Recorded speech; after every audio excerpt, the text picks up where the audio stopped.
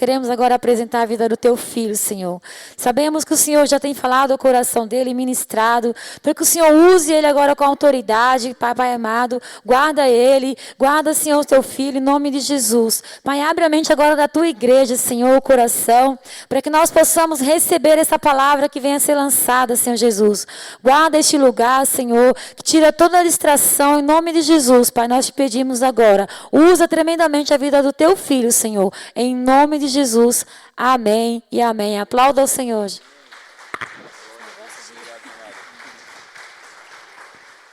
Glória a Deus. Glória a Deus. Boa noite a todos. A paz do Senhor. Tudo bem, gente? Estava com saudade de vocês. 35 dias lá no Nordeste, lá em Pernambuco, lá na minha terra, né? Com a minha mãe, com os meus familiares, com os familiares da minha esposa. E foi um momento assim muito ímpar, né? Muito bom. Porque a minha família já está... Minha mãe, né? Já está com 83 anos. E quando chega nessa idade, a necessidade de estar junto com os filhos é maior, né? Então, eu estava lá, mas estava com o coração dividido. Até falando para a Conceição e para Bruninha, que metade do coração estava lá e metade do coração estava aqui. E embora foi uma viagem assim a passeio, tá, para ver minha família, Deus ele não deixou de fazer muitas coisas lá, né? Porque eu acredito que um cristão ele nunca tira férias. Não existe um cristão civil, né, que sai do exército de Cristo e sai e desconecta-se completamente. A partir do momento que você estiver disponível para que Deus ele faça de você uma ferramenta, você se torna uma ferramenta, e onde você for, você consegue edificar as pessoas. Amém? Então, assim, no decorrer aí a gente vai conversando e falando, e eu quero usar até algumas experiências do que eu vivi lá no Nordeste, para exemplificar algumas coisas que Deus fez e faz na nossa vida. Amém? Meus amados, a gente está em um mês chamado mês profético, não é isso? Estamos tratando de uma igreja profética. E a pregação não vai ser sobre o ministério profético, porém, eu quero falar um pouquinho, somente para a gente entender um pouco mais sobre o que é andar no profético. Porque existe uma confusão muito grande a respeito do profético na igreja carismática, que é o nosso caso, né? Carismática é que crê nos dons do Espírito, e a gente acha que andar no profético é ser carregado dos dons, é ativado nos dons. Mas, na verdade, andar no profético não se trata apenas disso, tá? Isso faz parte, está junto, está no bojo, mas andar no profético é você andar debaixo do poder da palavra de Deus. Você usufruir, fazer usufruto da palavra de Deus. Então, você pode apenas conhecer a palavra, mas você pode andar debaixo do poder dessa palavra. Então, andar no profético é andar debaixo desse poder. Então, eu quero aqui falar algumas coisas a respeito das características do ministério profético, ok? Entendendo que ser profético não está exclusivamente para quem é profeta, ou para quem desenvolve o ofício de profeta, que são duas coisas diferentes, ok? Ser profético é alguém que crê na palavra, vive e usufrui, ok? Dessa palavra. Então, existem algumas características que mostram que você está na direção do profético, ou que você anda no profético, tá bem? Em João capítulo 1, verso 51, fala da primeira grande característica do ministério profético, tá? Entendendo que não é a palavra ainda, tá bom, gente? Eu só quero fazer um adendo a isso. Em João 1,51, Jesus ele faz uma declaração e ele diz assim, olha, e vereis os céus abertos e os anjos de Deus subindo e descendo sobre o Filho do Homem. Então Jesus ele dá uma declaração profética falando que uma das características do ministério profético é que você verá os céus abertos. O que isso faz de diferença na sua vida? Tudo, meu irmão, tudo. Né? Em Mateus capítulo 7, verso 7 e 8, diz assim, todo aquele que pede, recebe. Né? Todo aquele que busca, encontra. Todo aquele que bate, a porta lhe será aberta. E está falando da oração. A oração tem muito poder, e a oração tem que ser feita através da fé que é gerada quando você entrega a sua vida a Jesus e vive debaixo da palavra. Então, quando você vive debaixo da palavra, você está respaldado por ela. E quando você está respaldado por ela, automaticamente você vê os céus abertos e os anjos de Deus subindo e descendo sobre o Filho do Homem. Então você vê milagres acontecendo, amém? Então eu coloquei aqui algumas características somente para a gente entender um pouquinho, depois eu vou entrar na mensagem, tá bom? Então, no ministério profético não pode haver alianças erradas, tá bom? O pecado, né, teologicamente falando, significa você errar o alvo, né? E o pecado, ele tira a clareza da mensagem de Cristo, entende? Então, quanto mais alinhamento com Deus, quanto mais a gente estiver aliançado com Cristo, com a palavra dEle, com as verdades da palavra dEle, mais a gente está respaldado por ela, ok? Então, o ministério profético não pode ver alianças equivocadas, erradas, tá bom? A Bíblia diz em Oséias 4,6 que não havendo profecia, o povo perece. A profecia são as verdades da palavra de Deus. Existe o dom de profecia? Existe. Mas o dom de profecia tem um outro propósito que a gente vai ver um pouco mais para frente, tá? Inclusive agora. A Bíblia diz assim que a profecia vem para corrigir, exortar e edificar. Tá bom? Esse exortar é um encorajamento, tá bom? Então a profecia, ela vem para isso, para te impulsionar para frente, para te lançar para frente. A gente pensa que profecia dirige a vida das pessoas, mas na verdade profecia não dirige a vida das pessoas, elas apenas encorajam você, tá bom? Ok? Ela corrige, exorta e edifica. Nem todos são profetas, mas todos podem profetizar. Inclusive, na escola de profetas aqui, a gente fala sobre a atmosfera profética e sobre que todas as pessoas podem profetizar debaixo de uma atmosfera profética. Até quem nunca foi usado por Deus. Sabia? Quando você crê, debaixo de uma atmosfera profética, você pode profetizar. Mas há pessoas que recebem o dom da profecia. E há pessoas que recebem o ofício de profeta, que é outra coisa que a gente vai tratar mais para frente. Não hoje, tá bom? Um profeta, ele tem que ter... Eu queria só um pouquinho de água, minha garganta está dando uma travada. Obrigado, gente. Tá? Um profeta, ele tem que ter muito cuidado. E quando eu estou falando um profeta, não é o profeta de ofício. É você que crê na palavra, que vive por ela. Você tem que ter cuidado muito com o que você fala. Porque lá no livro de Tiago, fala sobre a boca, né, no caso da língua, e fala que um grande navio, embora tão grande, ele é dirigido por um pequeno leme. Isso faz uma alusão à nossa vida, ou seja, aquilo que você profere determina como você vai viver lá na frente, lá, ok? Então, o profeta ele tem que ter cuidado, porque ele carrega uma carga, um poder, uma autoridade. Tá? Não estou falando para você ser uma pessoa fechada, sisuda, sabe, brava, aquela pessoa que não brinca com ninguém, não, mas você tem que ter cuidado, porque há poder na sua boca, amém? Um profeta, ele tem poder de abrir os céus e de trazer o impossível, né? Lá em Tiago capítulo 5, 17 e 18, fala sobre Elias, por exemplo. A Bíblia fala que Elias era homem como nós, ou seja, tudo que você sofreu, tudo que você sofre, todas as suas fraquezas, as minhas também, Elias sofreu. A Bíblia fala que ele era homem como nós, só que ele orou e os céus se fecharam por 3 anos e meio. Então você já imaginou, meu irmão, a autoridade desse homem? Né? Quando Elias vai e profetiza isso, eu acredito que o rei deu risada, porque Elias não era uma pessoa conhecida, até então naquele momento.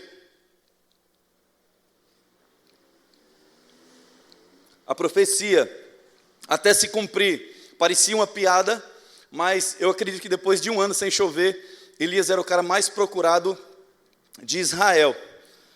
Então Elias era um homem como nós, sujeito às mesmas paixões, mas ele ora 3 anos e meio e Deus fecha os céus. Depois ele ora de novo e Deus abre os céus. Então há poder na boca de um profeta, tá bom? Ou naquele que desenvolve o ministério profético, ou aquele que anda debaixo da palavra, tá?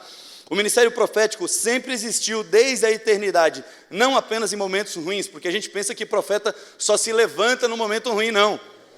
Tá? O profético ele já existe bem antes, tá bom? O ministério profético são pessoas escolhidas por Deus para sentir o coração dele. Eu estava até dividindo ali com a Conceição. Se você for ver, por exemplo, Ezequiel, ele recebe uma diretriz da parte de Deus, que Deus ele queria que Ezequiel sentisse na pele o que Deus sentia a respeito da nação. E a nação estava em pecado, e por consequência desse pecado, a nação ia sofrer um cerco. E aí Deus manda o profeta comprar um cinto, se deitar tantos dias de um lado do corpo, depois se deitar tantos dias do outro lado do corpo. Meu irmão, eu não sei você, mas quando eu estou em casa, que eu estou deitado para dormir, eu fico 10 minutos em uma posição, daqui a pouco eu deito para o outro lado, não consigo ficar muito tempo em um lado só, começa a doer tudo, não é verdade? Uma vez eu sofri um acidente, fiquei 14 dias no hospital internado, e gente, eu não aguentava de tanta dor, porque eu quebrei a perna em 10 pedaços, então eu não conseguia virar de um lado para o outro, era muita dor da carne, do peso do nosso corpo, fazendo pressão nos ossos. E a Bíblia fala assim, que Deus ele fez com que Ezequiel, o profeta, sentisse as dores que ele sentia pela nação de Israel, fazendo o profeta ficar, eu não lembro, se eu não me engano, eram 70 dias, está entendendo, dormindo de uma só posição, e Deus paralisou o profeta naquela posição. Deus fez Jeremias cozinhar a comida dele em fezes. A primeira diretriz de Deus para Jeremias era para que ele cozinhasse em fezes humanas. Só que Jeremias pede para que Deus revisse essa situação e fala assim, Senhor, eu nunca me contaminei. Aí Deus permite que ele faça esse cozimento em fezes de animais. Mas Jeremias também sofreu, também foi outro que sentiu as dores. O que dizer de Oséias? Olha só, Deus se sentia traído, como de fato foi, trocado por outros deuses. E aí ele fala para Oséias, olha, Oséias, toma uma mulher adúltera, você vai pagar o dote dela, e você vai amá-la. Você já imaginou, meu irmão? Né? Sofreu uma traição, e além de ser traído, graças a Deus, eu acho que eu nunca fui traído, nesse aspecto, né? Mas, não, da galega eu tenho certeza, mas eu estou falando de outras pessoas, né? Porque eu já, antes de ser cristão, eu era meio namorador, né? A Nani sabe disso aí. E eu fico imaginando a pessoa sofrer a dor de uma traição, né? Você confiar, construir uma vida em conjunto com outra pessoa, fazer planos, executar aqueles planos, né? Batalhar junto ali, chegar lá na frente e você sofrer uma traição. E é o que Deus estava falando. Ele falou, Oséias, pega uma mulher adúltera e você vai sentir no teu coração o que eu sinto pela nação, porque a nação me trocou. Né? Então, você andar no profético é você sentir as dores do coração de Deus. Amém? A pessoa que é profeta, pelo Espírito de Deus, ela vê as coisas como elas são no original. Ela enxerga o plano final do ponto de vista de Deus. Você quer ver uma coisa? Lembra quando Moisés sobe o monte, né, para receber as tábuas da aliança do Senhor? A Bíblia diz que ele recebe as tábuas, e as tábuas originais, as primeiras, foram lavradas, cortadas pelo próprio Deus, e escritas pela mão dele. Eu vou tirar uma lição disso, tá bom? Só para a gente entender. E quando Moisés está lá recebendo as tábuas da aliança, Deus chega para Moisés e fala assim, Moisés, desce lá embaixo, no acampamento, porque o teu povo se corrompeu. E aí Moisés desce com as tábuas da aliança. Gente, Moisés era o homem mais manso da terra, a Bíblia fala isso. E quando ele chega lá, ele vê o povo que tinha construído um bezerro de ouro, e aí eles estavam oferecendo culto ali, estavam em transe, todo mundo muito doido, e Moisés se ira, e aí ele faz o quê? Quebra as tábuas da aliança, da lei de Deus. E aí passa um tempo, Deus fala assim, Moisés, sobe de novo, só que dessa vez você vai lavrar as tábuas. E depois que você lavrar, eu vou escrever os mandamentos na tábua. O que eu entendo com isso, meu irmão? Deus tem um plano original para a sua vida. Entende? Quando você não se submete a esse plano, automaticamente, você como se você, tá? Não estou falando que você vai quebrar a lei de Deus, mas é como se você falasse assim, olha, quando eu não me submeto, eu não aceito o plano original de Deus. E aí Deus ele vai reescrever a rota da sua vida. É mais ou menos, acho que foi o pastor Marcelo, se eu não me engano, pregou uma mensagem aqui sobre o GPS, né? Quando você erra, né, Ricardo? A rua que ele designou para você entrar, ele recalcula a rota. E às vezes a rota que ele recalcula é muito maior e muito mais difícil, com muito mais obstáculos, com muito mais gasto, com muito mais sofrimento. Então, quando Moisés sobe e ele lavra as tábuas, Deus escreve e ele desce, é como Deus falando assim, estivesse falando para o povo, olha, eu estou recalculando a rota para vocês. Mais uma vez, lembre-se lá em Romanos que diz assim, que Deus ele tem 3 níveis da vontade dele. Eu falo sempre isso na escola de profetas. Qual é os 3 níveis da vontade de Deus?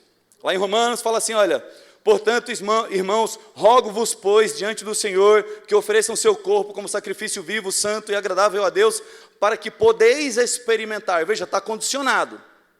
Qual seja a boa, é o primeiro nível.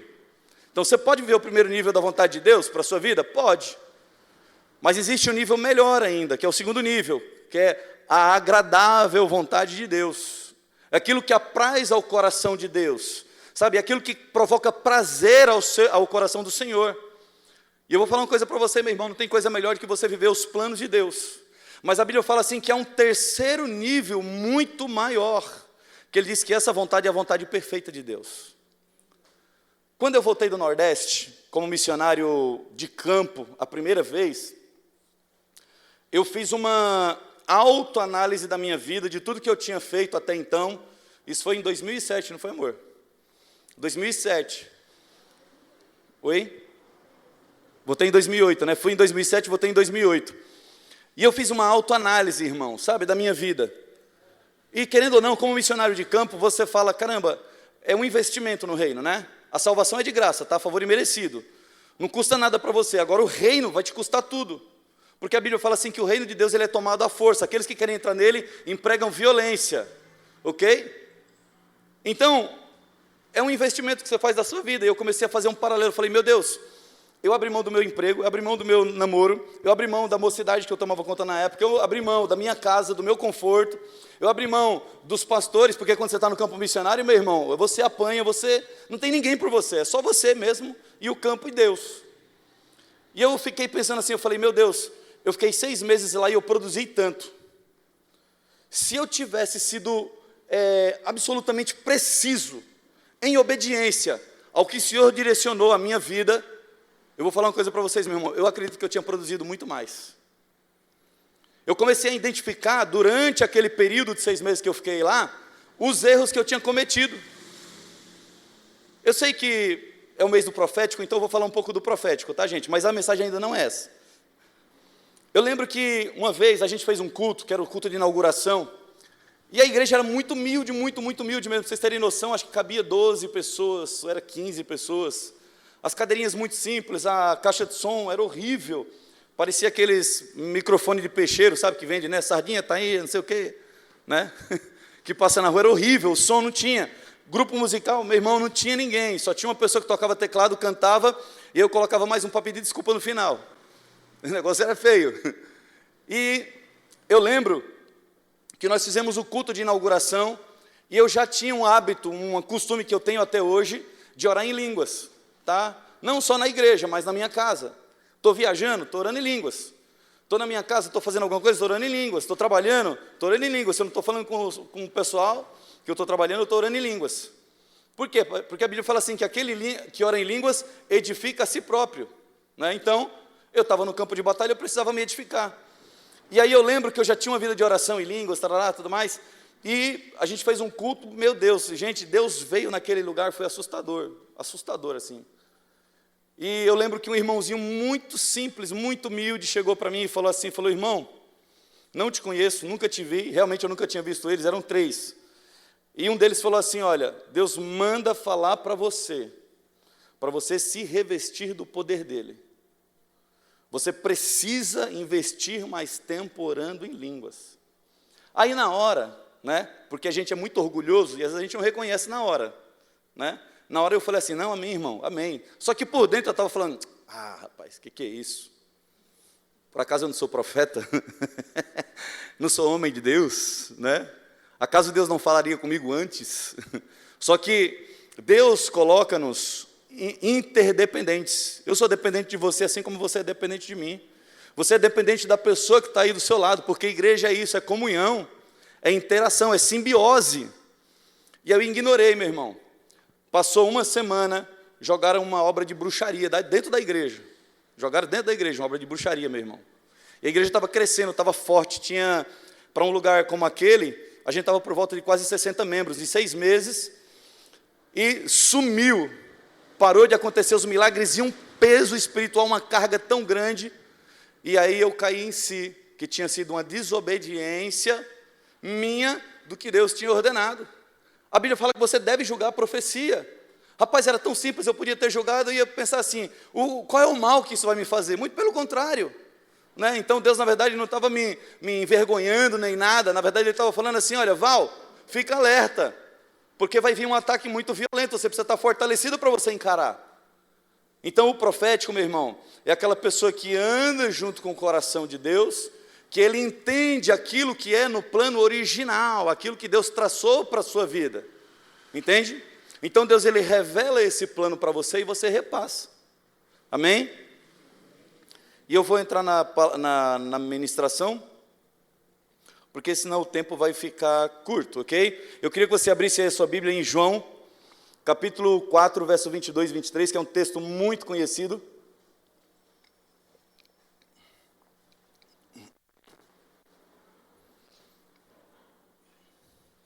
Eu queria ler até do 21 até o 23.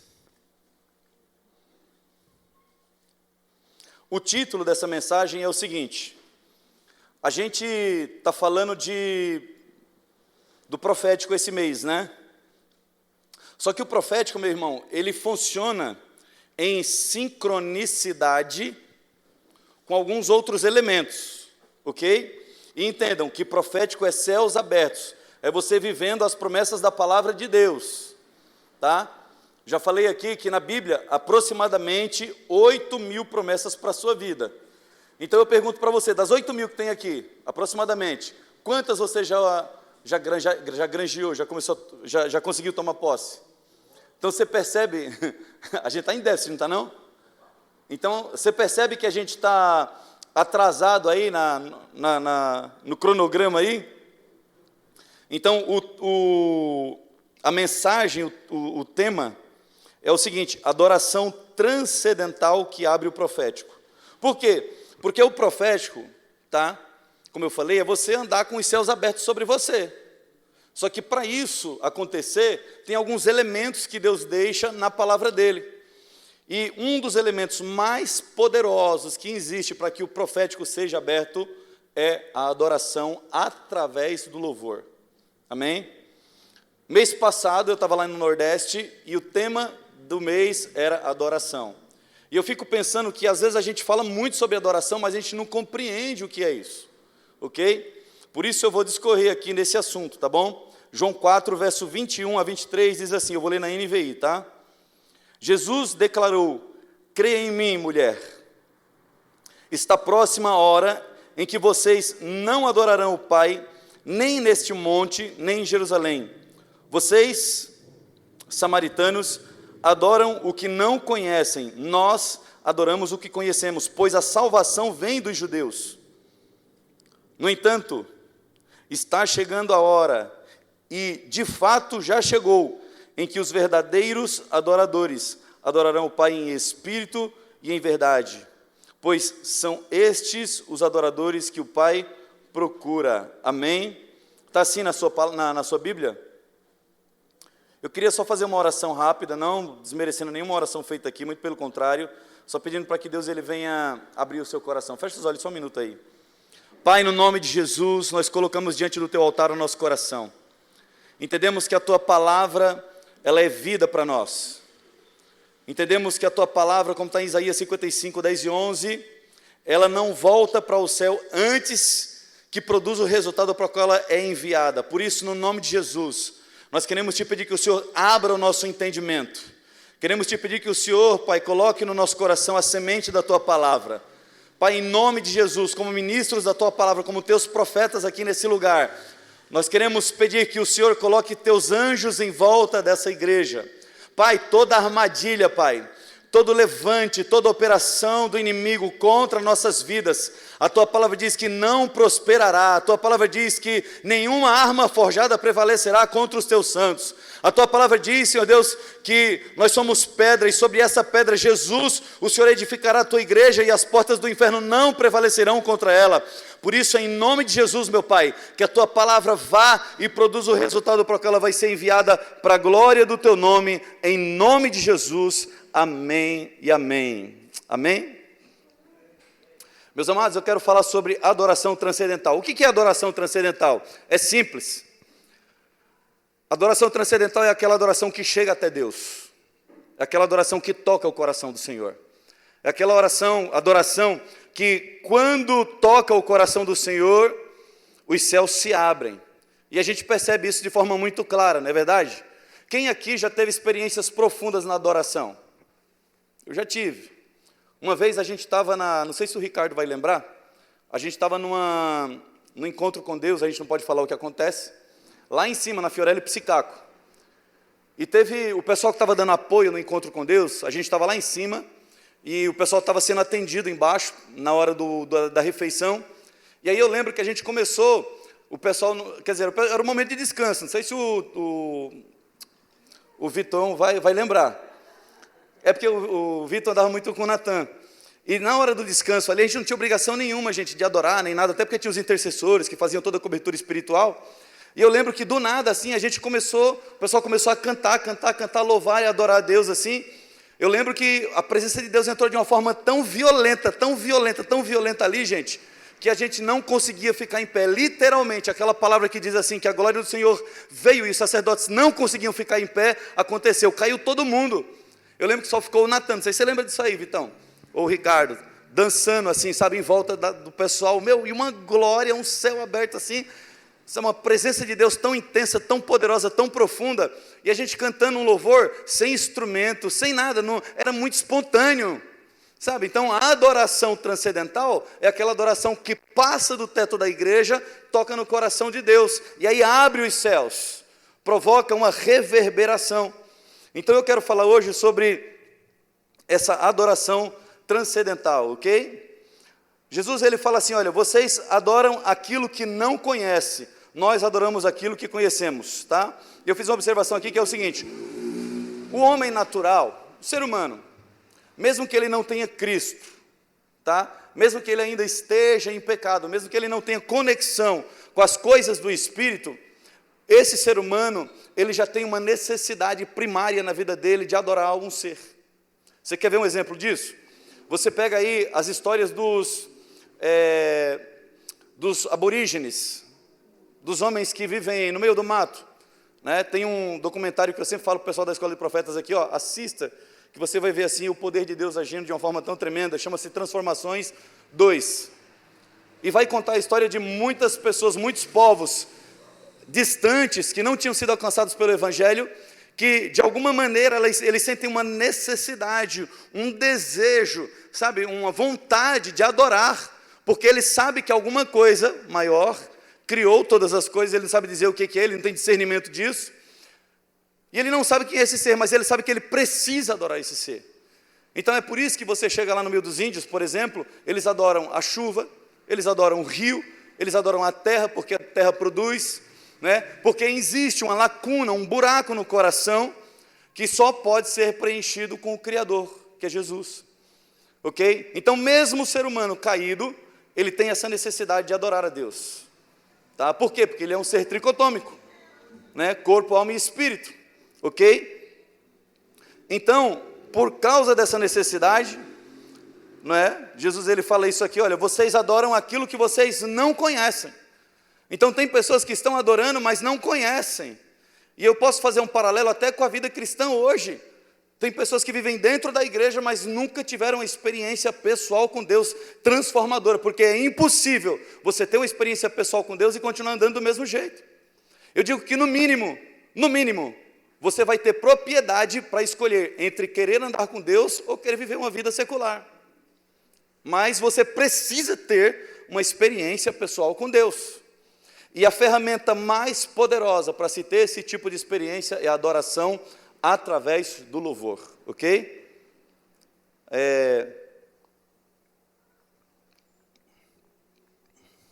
Agora, veja bem,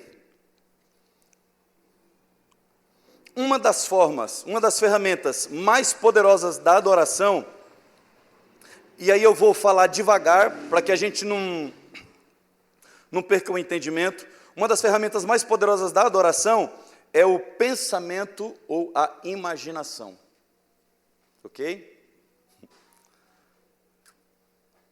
É na mente que você constrói uma imagem mental de Deus. E é a partir daí que você se relaciona com Ele. E isso define a forma como você o adora. Vou explicar melhor. A coisa mais importante a seu respeito é a forma como você enxerga Deus. Quando eu estou ministrando, eu gosto muito de falar de experiências, tá? Eu já falei dele uma vez aqui, mas eu vou falar de novo, é um amigo meu. A gente tem um amigo em comum, eu e a Nani. E esse rapaz, quando ele se converteu, ele era traficante. E ele viveu uma vida, coitado, no crime desde a sua infância. Então, assim, ele não frequentou escola, ele não sabia ler nem escrever. Ele era um menino assim que tinha muitas dificuldades na vida pessoal. E quando ele se converteu, meu irmão, ele não sabia ler a Bíblia. E ele chorou e orou muitos dias assim, sabe, pedindo para que Deus desse o entendimento. E milagrosamente Deus deu. Ele nunca aprendeu a ler e ele, do nada, milagrosamente, ele só sabia ler a Bíblia. E ele lia a Bíblia todinha. Mas o fato é que a forma como ele enxergava Deus não era esse Deus de amor que a gente conhece. Ele enxergava Deus como se Deus fosse um general, um coronel, sabe? Aquele que está com um fuzil e qualquer vacilo, qualquer erro, ele vai tomar um tiro.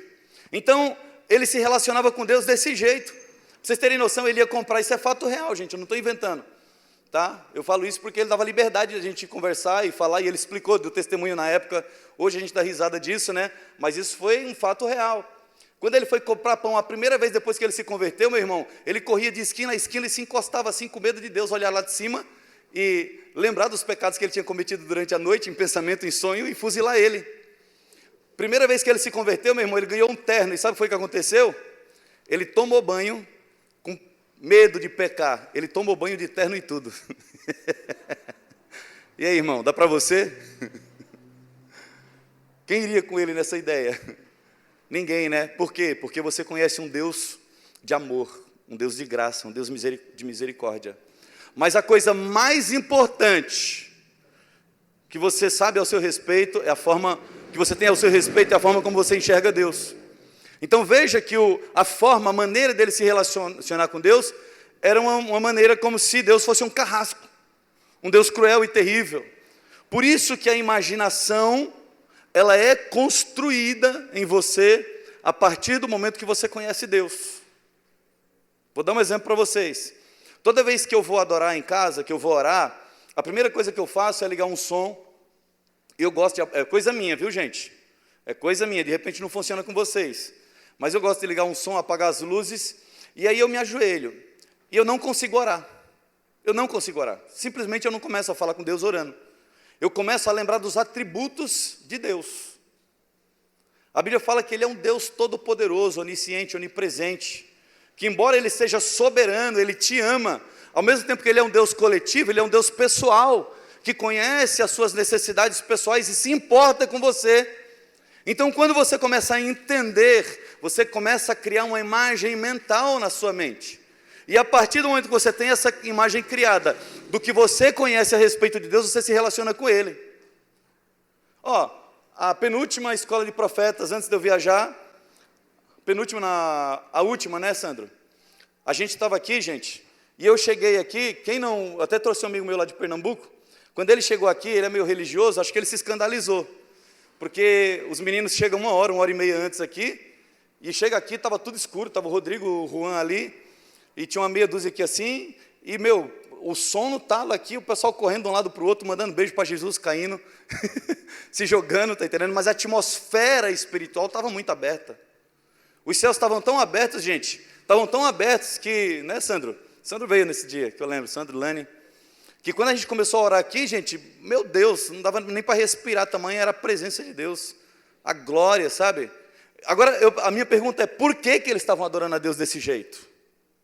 Porque eles entendem que uma das maneiras dele expressar o coração dele para Deus é através das danças, porque ele conheceu Deus, ele sabe que Deus, né, como Davi, ele vai receber aquilo como forma de adoração. Então, na adoração transcendental, uma das coisas mais importantes é a forma como você imagina Deus, e a forma como você imagina Deus, ela está definida de o quanto você conhece Deus, e você conhece o Deus o quanto você anda com Ele. Sem você andar com Ele, meu irmão, Uma vez eu fui perguntado por que eu deixei tudo e fui para missões. E é engraçado, eu comecei a pensar nessa história. Eu comecei nessa pergunta. E eu comecei a fazer uma autoanálise também da minha viagem nesse aspecto. E eu fiquei pensando, eu falei, meu Deus, o que foi que eu aprendi em 6 meses, sabe, lá no Nordeste? Passando muita privação, muita provação, muita necessidade. Eu aprendi, na verdade, a escutar o coração de Deus.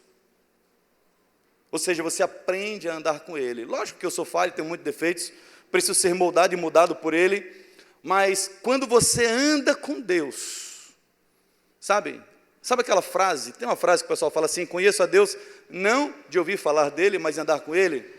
Quando você conhece Deus, de andar com Ele, ou seja, de ser provado e ver a mão dEle sobre a sua vida, meu irmão, você tem propriedade. Você tem propriedade para adorar Ele na forma como Ele se revela para você. Amém? Então, para eu adorar a Deus através da imaginação, tá? Eu preciso de uma outra ferramenta. E essa ferramenta me leva a uma pergunta, né? Como é que eu adoro a Deus na minha mente? É através da contemplação. Eu fui criado numa igreja altamente legalista, onde você precisa cumprir um monte de regras para talvez, se Deus estiver de bom humor, tá? E se Ele começar a olhar o seu currículo ali e falar assim, não, o cara aqui cumpriu todos os mandamentos, todos os preceitos, todas as leis, todas as observações, talvez, se o seu currículo passar, aí talvez Ele te responda, talvez, tá? Então eu fui criado nesse ambiente. E lógico, tinha muita coisa equivocada e errada que eu não concordo, coisas que até amarraram a minha vida espiritual com Deus, que foi preciso todo um tratamento, mas alguns ensinamentos eu trouxe de bom. E um dos ensinamentos era o seguinte, que a Bíblia é um livro que você não pode simplesmente ler, meu irmão. A gente tem os planos anuais, não tem, de leitura? Vou ler a Bíblia uma vez por ano. Não, ano que vem eu quero ler 2 vezes. No terceiro ano eu quero ler 3 vezes, está entendendo? Em 4 meses eu leio a Bíblia. Isso é bom, meu irmão. Mas funciona mais ou menos como se você estivesse numa corrida a cavalo. Você está numa corrida a cavalo, quem andou de cavalo já sabe que é um movimento terrível ali, né? Frenético. E quanto mais o cavalo corre, mais você tem que ter equilíbrio, você tem que ter concentração para relaxar o corpo ali, para através do impacto do cavalo você não ser lançado fora. E eu pergunto uma coisa para você, quem é o que observa mais a paisagem? É quem vem trotando devagarzinho no cavalo? Ou quem vem a milhão? Aquele que vem devagar, ou seja, aquele que vem contemplando, aquele que vem, sabe, degustando a palavra, ele consegue se aprofundar muito mais do que aquele que vem correndo. Aquele que fala assim, não, quero ler a Bíblia uma vez por ano, 2 vezes por ano, amém, glória a Deus por isso. Mas você precisa investir tempo pegando trechos da Bíblia e contemplando Deus através daquela revelação. Amém? Então, uma das ferramentas mais poderosas é a contemplação. E contemplação é o ato de concentrar longamente a vista e a atenção em algo. Então, a minha pergunta é, quando você está lendo a Bíblia, aonde é que está o seu pensamento? Às vezes a gente não é pego, não é por isso? Por um pensamento... Às vezes você começa... Quem passa por isso? Eu passo às vezes. Eu estou lendo a Bíblia ali, concentrando mesmo, rapaz, eu quero... Não é verdade? Você quer usufruir mesmo daquilo ali daqui a pouco? Eu estou pensando na rua tal, que eu fui fazer não sei o quê. Eu fico, meu Deus do céu, de onde é que vem isso? Não, só eu, gente, passei por isso, não? Eu e o Sandro só, não? Né? Então, quando você está lendo a Bíblia, você precisa meditar. Você precisa contemplar, você precisa concentrar longamente a vista e a atenção naquilo que você está lendo, tá? É a profunda aplicação da mente ao abstrato. Porque Deus, né, a Bíblia fala que hoje nós o conhecemos como um espelho, um dia nós o conheceremos face a face, um dia conheceremos Ele como somos conhecidos, tá bem? E aí eu coloquei aqui, que eu já até ministrei sobre isso aqui, se você fosse perguntado por um não cristão, o que você vai fazer na igreja? Beleza, eu vou cultuar. O que mais? Eu vou ouvir a palavra de Deus. Tá bom, e o que mais? Adorar a Deus. Ele chegasse para você e falasse assim, então o que é adorar a Deus? Qual seria a sua resposta? Se ele perguntasse. Quando a gente trata desse tema na igreja, a gente tem muitas explicações e quando eu estava estudando para fazer a Elo, que a gente fez lá no outro prédio lá, que era a escola de líderes e obreiros, Deus me deu uma palavra a respeito de adoração, que a adoração ela se define em 3 R's, tá? Ou seja, 3 letras R's, que eu já falei aqui, que adoração é uma resposta relacional à revelação, ok? Antigo Testamento, no livro de Levítico, ele tinha 613 leis civis, cerimoniais e espirituais. Então, quando você ia adorar a Deus, tá? Então existia todo um ritual, onde o sumo sacerdote ele vestia, né, o éfode com as 12 pedras, né, a estola, aquela, não lembro agora, mitra, né? É a mitra, né? Com o dizer santidade ao Senhor. Existia todo um ritual, onde era oferecido um sacrifício, depois lavava as mãos, entrava no lugar santo, 3 elementos ali, depois no lugar santíssimo. Deus vinha e se manifestava, falava com o sumo sacerdote, que o sumo sacerdote transferia para o povo o que Deus tinha falado. Então existia todo um protocolo. Você não poderia chegar simplesmente e invocar a Deus de qualquer maneira e achar que você estava adorando a Deus. Não, você precisava de todo aquele protocolo para chegar até Deus. Ok? Mas qual é a verdade que isso traz para a minha vida? A verdade é o seguinte, que quem determina a forma e a maneira que ele deve ser adorado é Deus. Sim? Então é Ele. Por quê? Porque é Ele quem deu todas as diretrizes lá no Antigo Testamento através de Moisés. Agora, nos dias de hoje, como é que isso acontece, Val? Como é que isso acontece? Acontece através do Espírito Santo. Não é? Quando você está adorando a Deus, aqui, seja na sua casa, em qualquer lugar, você tem que é o Espírito Santo, Paracletos, que é o que te ensina, que é o mestre. Ele é advogado, mas ele também é mestre. Então, ele te ensina também a forma de adorar a Deus. Isso vem através de sentimentos, de pensamentos. Sabe, você está aqui na igreja, às vezes dá vontade de... na hora que a gente estava aqui, né, na hora do louvor, começou meio murcho, eu sei que está frio, tudo mais, mas daqui a pouco veio uma vontade, e eu não fiz, viu gente? Estou me colocando como santo não, eu não obedeci ao Espírito Santo, mas veio uma vontade de eu dar um grito bem grande mesmo, Jesus! Aí você fala, não Val, está errado, porque está fora do padrão da adoração, porque a adoração é o seguinte, existe todo um ritual programado, que é, levante as mãos, feche os olhos, não é isso? Coloque a mão no seu coração, entende? Na verdade não existe esse protocolo, gente, a gente cria porque a gente está em sociedade, a gente acaba aprendendo com os outros, né? Às vezes a gente quer viver a experiência do irmão que está do lado, mas na verdade é o Espírito Santo. Quantas vezes ele já deu diretrizes para você, que você não obedeceu, e aí aquela vontade, aquele desejo, aquele fogo que estava no seu coração, em vez de aumentar, faz o quê? Diminui, porque o Espírito Santo se entristece, né? A Bíblia fala assim, que o Espírito Santo ele é sensível, a Bíblia fala assim, cuideis para não entristecer o Espírito Santo. Então quando você obedece a Deus, aquilo que Ele derramou de fogo, de presença, de Shekinah sobre a sua vida, aumenta.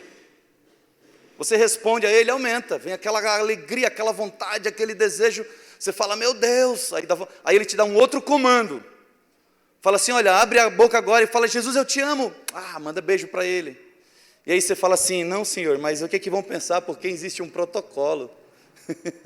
Lembre-se, adoração é a resposta, ou seja, a resposta que você dá. Relacional, ou seja, uma resposta de relacionamento, a revelação que Deus faz para você. Então, se você quer ter uma revelação maior de Deus, você precisa dar uma resposta adequada. E que resposta é essa? Eu não sei. É o Espírito Santo, meu irmão. Eu estava ontem em casa, sabe, uma sede, uma fome de Deus assim, sabe, mas parecia que o céu estava fechado. E aí eu cheguei, ajoelhei lá no sofá lá, liguei o som e falei assim, Senhor, eu não sei nem o que fazer aqui. Não... Aí Deus simplesmente me deu um comando, o Espírito Santo me deu um comando. Levanta, começa a marchar. Mas pode ser que não seja esse, pode ser que seja outra coisa. Pode ser que Ele dê um comando e fale assim, se encolhe, começa a chorar. Se encolhe, fica calado. Às vezes a gente quer falar na hora inadequada, né? Ok? Então a adoração é a resposta relacional, né, a uma revelação. E por que eu falo isso? Porque é o seguinte, Deus vai se revelando para você na mesma proporção em que o seu caráter vai sendo transformado. 2 Coríntios capítulo 3, verso 18, diz assim, ó, eu vou até ler isso lá. Se você quiser ir lá, 2 Coríntios, capítulo 3, verso 18. Fala sobre uma transformação, eu sempre estou falando sobre isso aqui na escola. E é interessante como uma só experiência com Deus pode mexer em toda a sua vida.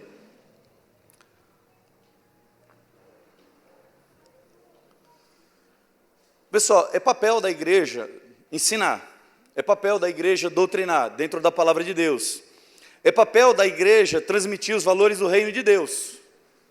Mas pode ser que a pessoa passe o dia, a vida dela inteira dentro da igreja, e ela conheça somente a letra.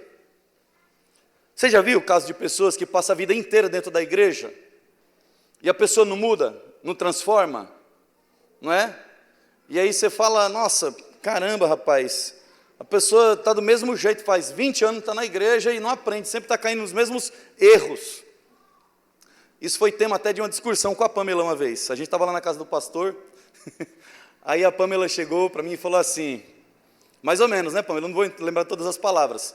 Ela falou assim, Val, eu não entendo porque a gente não vai para a rua com os jovens e faz isso, e faz aquilo, aquilo outro, e a gente tem que ir para a rua. Eu falei assim, ok, Pamela, só que, eu falei assim, esses meninos vão levar o que para a rua? Eles precisam ter uma experiência pessoal com Deus, para depois sair para a rua. Não foi, Pam? Porque eu enfatizava e sempre enfatizarei o fato da pessoa precisar ter uma experiência pessoal com Deus, porque é isso que transforma uma pessoa.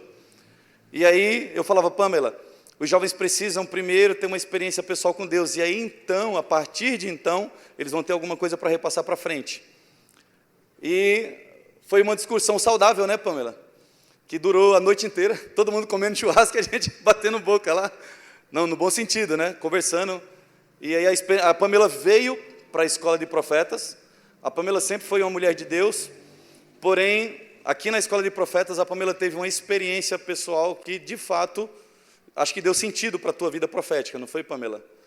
A gente estava numa situação aqui em que a gente estava orando e tudo mais. Aí eu falei assim, Pamela, Deus vai tomar você em profecia. Você vai orar pelas pessoas. Meu irmão, a Pamela tomou uma descarga, né? Eu não sou melhor do que ninguém, gente, entenda, é o propósito de Deus, tá? Para a sua vida. Se você se colocar aí e quiser, e tiver sede disso, Ele vai fazer. E aí ela começou a profetizar na vida de todo mundo aqui, e aí depois dessa experiência, a Pamela falou assim, opa, caiu a ficha. A Pamela não conseguia falar de outra coisa senão da presença de Deus. Olha só, o vocabulário, né, Pamela? Toda hora, Senhor, nossa, você precisa, para todo mundo que ela chegava, você precisa ter uma experiência pessoal com Deus, porque é assim, assado, né? A boca fala que o coração está cheio.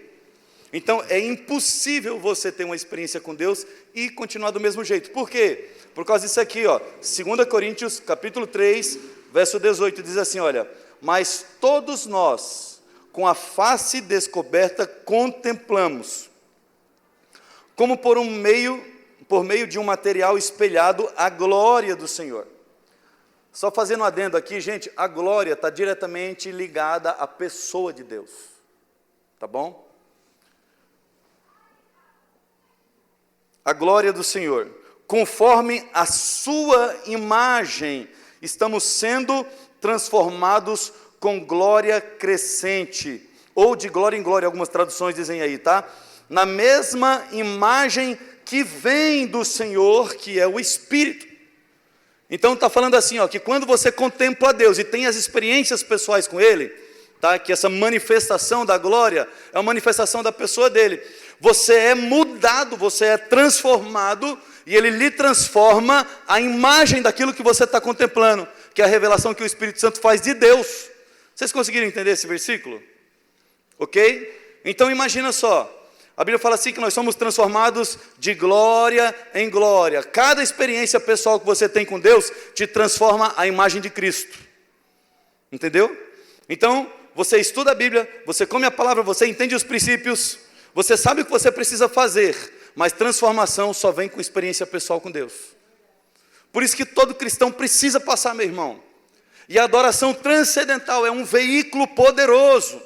Você não tem noção de quanto é poderoso o momento da adoração. Eu vou falar de um rapazinho, Daniel, lá de Pernambuco, tá? Um rapazinho que eu conheci agora. Daniel tem 16 anos. É um menino bem novo convertido, mas o primeiro contato que ele teve com a igreja foi com a religião, foi com as regras. Aí ele queria aquilo, mas ao mesmo tempo aquilo não apetecia ele, sabe? Não dava vontade, não tinha desejo, não tinha fome. Sabe, ele sabia que era o certo para fazer, mas ele falou, cara, é muito peso. Aí ele foi para o mundão. E aí foi viver a vida dele adoidado. Menino muito gente boa, adorei conhecer ele, meu amigo, virou meu amigo aqui. É um menino muito novo, porque 16 anos é um adolescente, mas é muito consciente da vida, é um menino que sofreu muito, é um menino que tem valores de família, mas ainda faltava alguma coisa. E aí quando eu fui para Pernambuco, ele tinha retornado para a igreja. E aí ele estava morando lá na casa do tio da minha esposa, da Nani, porque ele trabalhava junto com o tio da minha esposa, num terreno lá. E aí, quando a gente voltou do culto, a gente começou a conversar. E aí a gente começou a falar sobre Deus. E eu falei para ele assim, eu falei, Daniel, quando você tiver a sua primeira experiência pessoal com Deus, cara, você vai receber uma fome dentro de você. Vai ser gerado um desejo tão grande, cara, que isso vai ser maior do que você, isso vai nortear a tua vida. O maior sonho da vida dele, gente, pensa num cara assim que respira, come, dorme. Ele até falou para mim, mandou aqui um áudio agora, falou assim que o que ele sonha passou na frente dele e ele quase desmaiou. Gente, é um menino forte, luta com Kung Fu, caramba, sabe, ganhou vários campeonatos lá, já desde criança. O sonho da vida dele, o sonho, a coisa que ele mais ama na vida é fazer parte do exército. Ele sonha em servir o exército, morrer pela pátria, lá nas trincheiras. E eu falei assim, eu respeitei.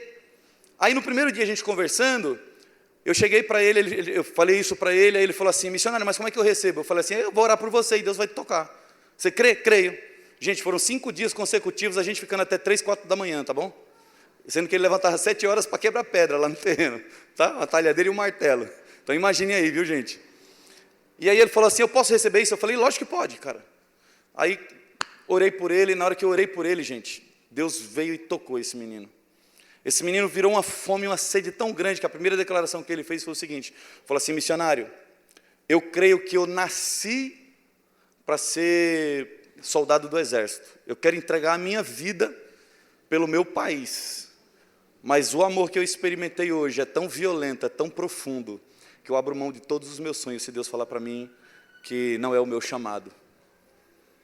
Então a experiência pessoal com Deus, gente, ela muda, né?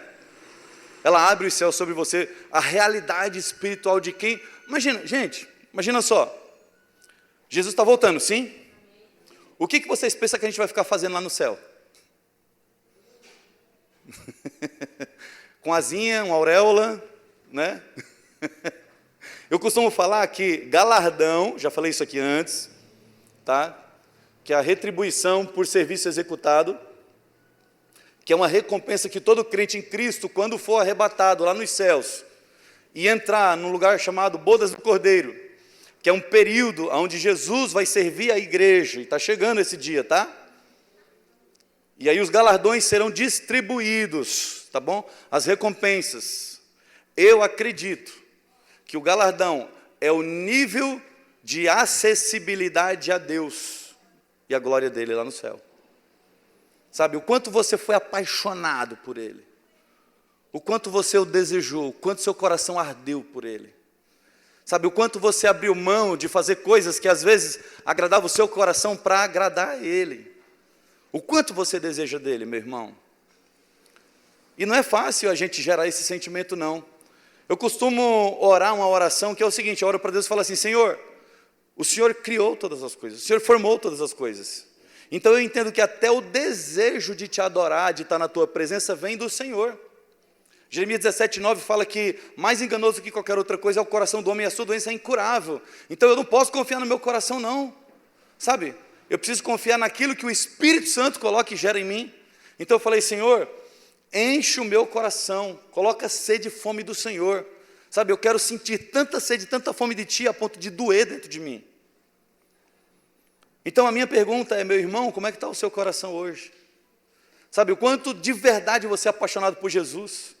Eu sei que a gente tem as nossas necessidades pessoais, porque a gente vive ainda nesse mundo aqui. Mas eu vou falar uma coisa para vocês, a única coisa que vai trazer completa sensação de completude, ou seja, você vai se sentir satisfeito, é intimidade com Deus. Deus pode te dar mansões, carro, casa, iate, avião, sucesso, poder, dinheiro, fama, reconhecimento, sabe? Esposa, marido, família, e tudo isso é maravilhoso. Deus deu para a gente uma bebezinha, uma cachorrinha, que a gente está apaixonado, eu e a Galega, né? É maravilhoso, mas o que traz completude é a presença do Pai. Amém? Eu quero terminar falando aqui rapidinho a respeito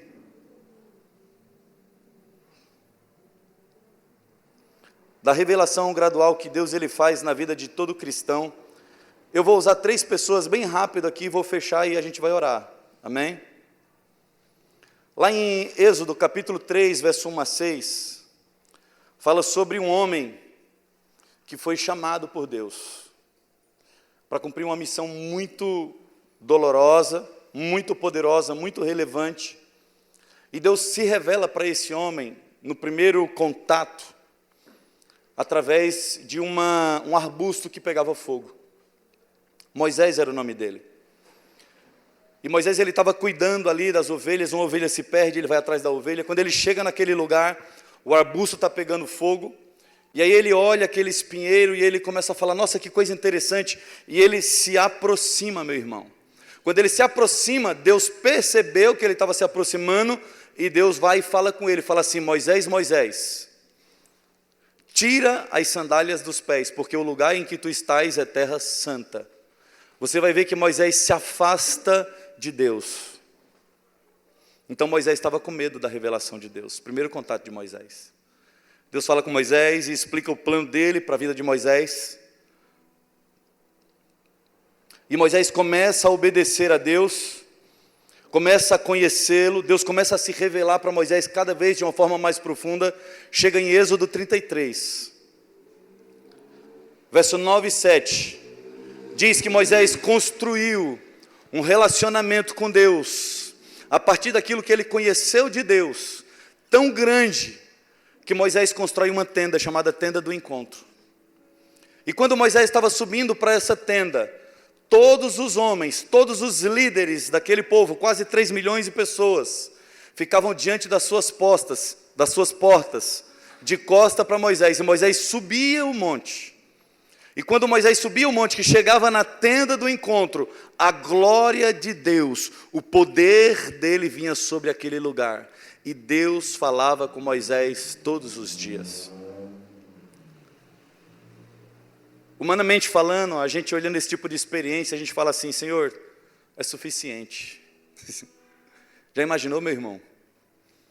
Deus descer sobre esse lugar aqui, sobre a tua vida, sobre a tua casa, sobre o teu quarto, com uma glória tão poderosa, tão profunda, tão intensa, tão arrebatadora, tão transformadora, os céus estarem abertos em um nível que o próprio Deus fala com você face a face, assim como um amigo fala com outro amigo. E talvez você dissesse para o Senhor assim, basta, Senhor. Mas quanto mais você tem de Deus, mais sede e fome da presença dEle é gerado em você. E aí Moisés, não se contentando, em Êxodo 34, 5 e 8, pede para Deus, porque Deus abre essa concessão para Moisés, e Moisés fala assim, Senhor, eu quero ver a tua glória, eu quero ver a tua face. E aí Deus fala para Moisés, Moisés, ninguém pode ver a minha face e continuar vivo. Só que Deus, quando a gente deseja Ele, meu irmão, Ele nunca despede você de mãos vazias, nunca. Sabe o que é nunca? Ele chega para Moisés e fala assim, Moisés, eu já sei o que eu vou fazer. Tem uma fenda na rocha, aqui. E eu vou passar sobre ti. E quando eu passar, eu vou te pegar com as minhas mãos. Às vezes a gente pensa que a nossa vida está de cabeça para baixo e parece que Deus perdeu o controle da nossa vida. Você lembra da parábola do oleiro? Jeremias desce à casa do oleiro. E a Bíblia fala que o vaso que o oleiro estava formando se desmancha nas mãos do oleiro. A Bíblia diz que Deus fala para Jeremias assim: Jeremias, assim como esse vaso, eu faço com o meu povo, faço com você. Você já se colocou no lugar do vaso? A gente sabe que o vaso, ele é formado em uma plataforma que gira. Às vezes a gente olha para a nossa vida, parece que está tudo fora de controle, já percebeu? Olhe da perspectiva do vaso, tudo rodando. Parece que Deus perdeu o controle, mas a Bíblia fala assim, que o vaso se desmancha nas mãos do oleiro. Significa que Ele é soberano sobre a sua vida. Que embora Ele olhe a nação do Brasil, a igreja do Brasil, Ele também olha para você como indivíduo. E você quer saber, Ele é apaixonado por você e não abre mão de você de jeito nenhum, meu irmão. Eu bem sei os planos que tenho sobre vós, diz o Senhor, planos de paz e não de mal, para vos dar o fim que desejais. Então passareis a orar a mim e eu vos ouvirei. Buscar-me-eis e me encontrareis quando me buscar de todo o vosso coração. Serei achado de vós, diz o Senhor, e farei mudar a vossa sorte. Moisés falou assim: Senhor, tudo que o Senhor fez na minha vida e o quanto o Senhor já se revelou para mim é muito profundo. Mas eu sei que tem águas mais profundas. Eu sei que tem mais do Senhor, eu sei que tem mais da tua presença. E aí Deus fala assim: Moisés, eu vou passar sobre ti. E quando eu passar, eu vou te pegar com as minhas mãos, colocar na fenda da rocha. E farei passar sobre ti, diante de ti, toda a minha bondade. Quando Deus passa, meu irmão, naquela experiência, um fragmento da glória de Deus, da essência, da pessoa, da presença dEle, se desprende de Deus e vem sobre Moisés. De forma que quando Moisés desce do monte, ele não sabia que o seu rosto brilhava. Lá em 1 Coríntios 2, que a gente leu, 3,18, fala que nós o contemplamos agora, sabe, face a face. Que nós somos transformados segundo a imagem daquilo que contemplamos. Adoração é uma resposta relacional à revelação de quem Deus é na tua vida. Eu não sei o quanto você conhece de Deus, meu irmão, pelo que você está passando ou o que você já passou. Eu tenho até muita coisa para falar aqui, mas eu quero tirar esse tempo de oração com você. Eu queria que você, nesse momento, se levantasse. E você colocasse o seu coração diante do Senhor. E você olhasse todas as vezes, sabem, que o Senhor traçou uma rota para a sua vida. E talvez por um descuido, talvez até com boas intenções. Porque eu acredito que ninguém quer se afastar do Senhor. Mas talvez mesmo com boas intenções você tenha tomado uma decisão que não estava dentro do cronograma do Senhor, do projeto dEle. E talvez você tenha dado uma volta muito maior e mais dolorosa. Deus nunca perde viagem. Talvez você tenha olhado para essa volta grande que você tenha dado e pensado que foi um tempo perdido, mas a Bíblia diz que o vaso se desmancha na mão do oleiro. Ele nunca soltou o vaso, ele nunca largou o vaso. O vaso se desmancha na mão dele, mas a Bíblia diz que ele faz um vaso novo a partir da mesma matéria-prima, daquele barro, daquela argila que estava ali. Então não importa, meu irmão, o que você tem passado, O quanto você conhece de Deus. Se você lá atrás tomou alguma decisão em que você perdeu, sabe, a linha daquele primeiro projeto original de Deus sobre a tua vida, eu quero falar para você que hoje Deus, Ele está realinhando a sua vida, Ele está se revelando para você, Ele está trazendo para você, sabe, algo novo, Ele está fazendo de você um vaso de honra, um vaso para encher de bênçãos, um tesouro em vaso de barro. É isso que Ele coloca em sua vida. Então eu quero que você, nesse momento, coloque a mão no seu coração. E nós vamos pedir para que Deus, Ele se revele a nós. Para que nós possamos adorá-lo da forma correta e devida. E nós possamos responder aos estímulos do Espírito Santo. E abrir os céus sobre a nossa vida, para que em nós e através de nós, esse fogo do Espírito, esse fogo da glória de Deus, ele venha restaurar você e as pessoas que estão em sua volta. Ei, enquanto esse louvor vai ser cantado, eu queria que você se sentisse à vontade para adorar a Deus e para responder a Ele.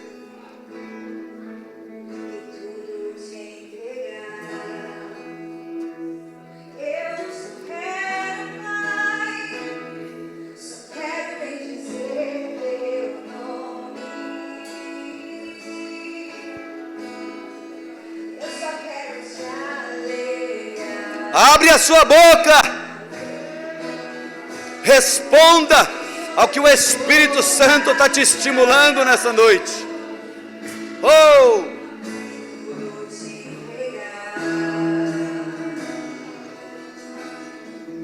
Interaja com o Senhor. Aleluia! Ei, qual é a resposta que você pode dar para Ele nessa noite?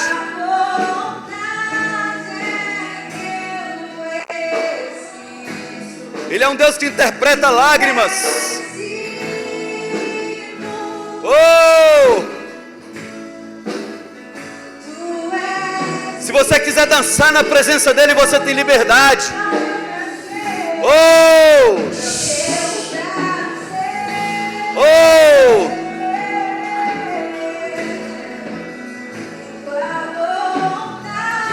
Deixa o Espírito Santo se mover hoje em seu coração.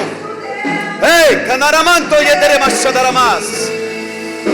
Oh! Oh! Dê uma resposta a Ele nessa noite. Ele quer te levar em outras dimensões mais profundas. Oh!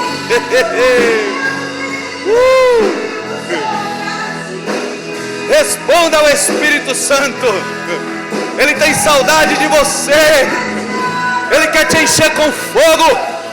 Ele quer te encher com poder. Ei, Ele quer te levar ao tabernáculo. Shamanaramas. Oh, Ramanaramasherererererei.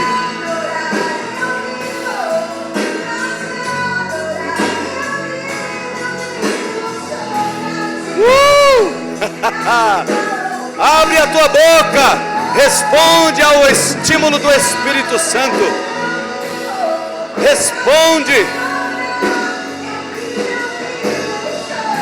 Oh, Yamanaramasherere candarabás. Oh, Yandarabasherere bachorarabás. Se você quiser falar em línguas, fala em línguas. Oh, seja livre. Aonde há o Espírito, ali a liberdade. Oh, yakandaramashauderere bachandarabás. Oh, riandaramasherererereis candarabás. Oh, ramanaramashererererei. Abre a tua boca. Abre a tua boca que eu a encherei, diz o Senhor. Ele quer encher a tua boca com fogo. O fogo da adoração. Ei, que amanaramashodererereis. Ei, que antoria amanaramashodererereis. Shamanaramassuri andarabash. Aleluia. Ei. céus abertos estão sobre a tua vida. Ei! Ele vai te pegar com as mãos.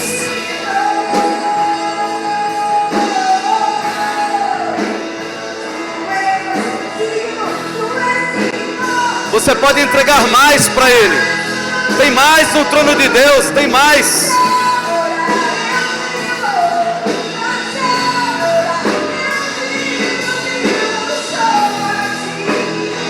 Aleluia.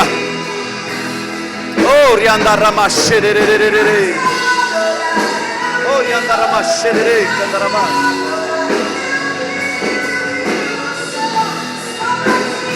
Adore a Ele. Responda a Ele.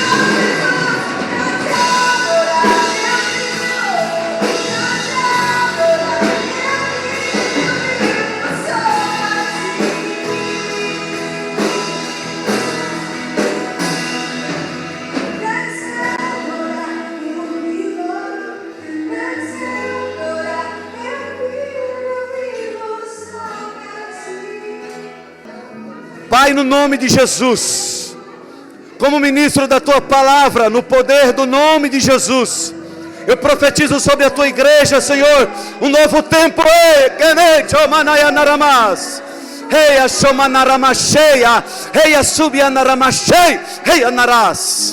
Assim como o Senhor levou Moisés àquele nível de intimidade e comunhão tão profundo, aonde um fragmento da tua essência, do teu poder, do teu fogo e do teu espírito, Senhor, tomou Moisés. Assim eu profetizo na vida do teu povo, que eles mergulharão, Senhor Deus, em um novo nível de intimidade, de comunhão, de proximidade, de revelação quem é o Senhor. Ei, aí se cumprirá a palavra que está na Bíblia, que diz: e aí verão a diferença daquele que serve e aquele que não serve, daquele que crê e aquele que não crê. E tudo isso é para honra, glória, louvor e adoração ao nome poderoso do Senhor Jesus. Dê uma salva de palmas para Jesus. Se você crê nessa palavra, dê uma salva de palmas para o Senhor Jesus.